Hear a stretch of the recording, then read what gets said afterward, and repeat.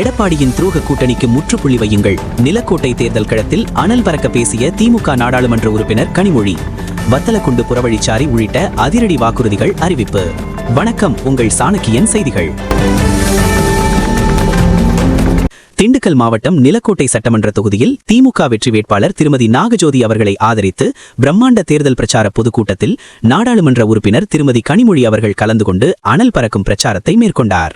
திரண்டிருந்த ஆயிரக்கணக்கான தொண்டர்களின் ஆவேசமான வரவேற்பை ஏற்றுக்கொண்ட அவர், என்னுடைய அன்பான ஆரவாரமிக்க சிறப்புமிக்க வரவேற்புக்கு எனது மனமார்ந்த நன்றி என நெகிழ்ச்சியுடன் உரையை தொடங்கினார். தொடர்ந்து பேசிய அவர், வேட்பாளர் நாகஜோதி மக்களுக்காக தொடர்ந்து களத்தில் பணியாற்றி வருகிறார். ஆனால் எதிர்த்து நிற்கும் வேட்பாளரோ மக்களை சந்திப்பதே கிடையாது.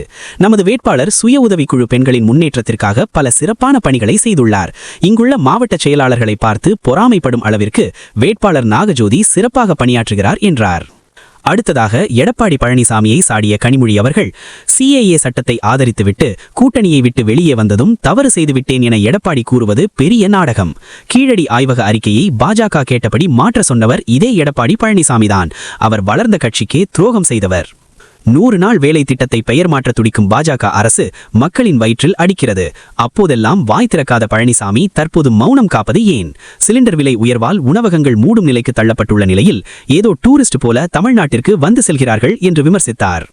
நிச்சயமாக மீண்டும் ஆட்சிக்கு வந்தவுடன் பிரிட்ஜ் வாஷிங் மிஷின் வாங்க 8000 ரூபாய்க்கான வவுச்சர் வழங்கப்படும்.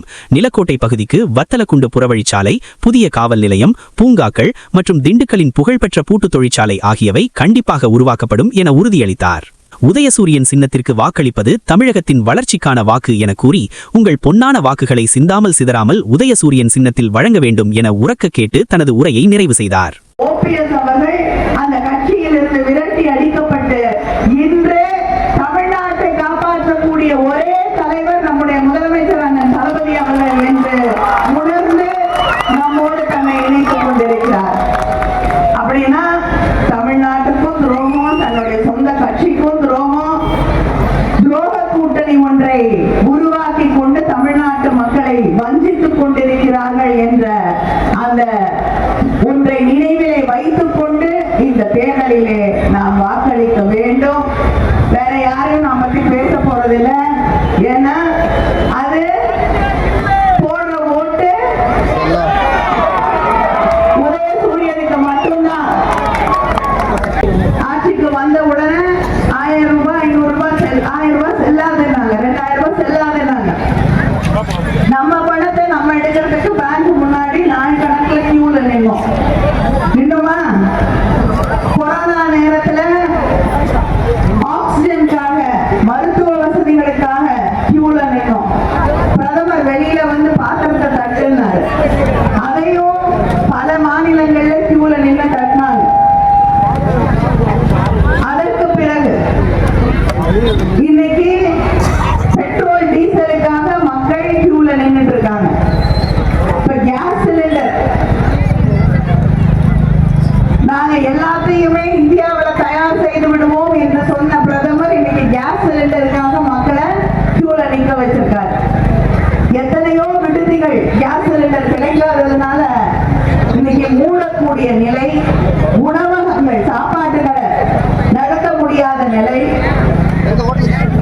இன்னும் 3 வாரத்துக்கு மேல வீடுகளுக்கு கிடைக்கக்கூடிய கேஸ் சிலிண்டர் இந்த நாட்டில் கிடைக்காது என்ற அச்சுறுத்தலோடு மக்கள் வாழ்ந்து கொண்டிருக்கக்கூடிய நிலை.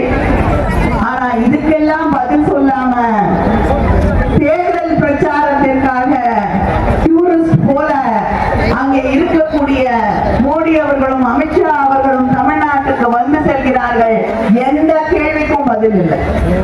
தமிழ்நாட்டுக்கு கொடுக்க வேண்டிய நிதியை கொடுக்கறதுக்கு தயாரா இல்லை. நம்ம பிள்ளைகளுடைய படிப்புல கை வைக்கிறாங்க. 3 மொழி கொள்கையை ஏற்றுக்கொள்ள மாட்டோம் என்பதெல்லாம். ஆனா இதுக்கெல்லாம் எடப்பாடி பழனிசாமி தான் கூட்டணியில இருந்தா போதும் அப்படின்னு சொல்லி வாயை மூடிக்கிட்டு மௌனமாக அவங்க பின்னாடியே போயிட்டு இருக்காரு. ஒன்றை நான் மறுபடியும் அவருக்கு நினைவுபடுத்த நினைக்கிறேன். அவங்க கூட கூட்டணி வச்ச யாருக்கும் எதிர்காலம் இருந்ததில்லை. உங்களுக்கு இருக்கக்கூடிய ஒரே எதிர்காலம்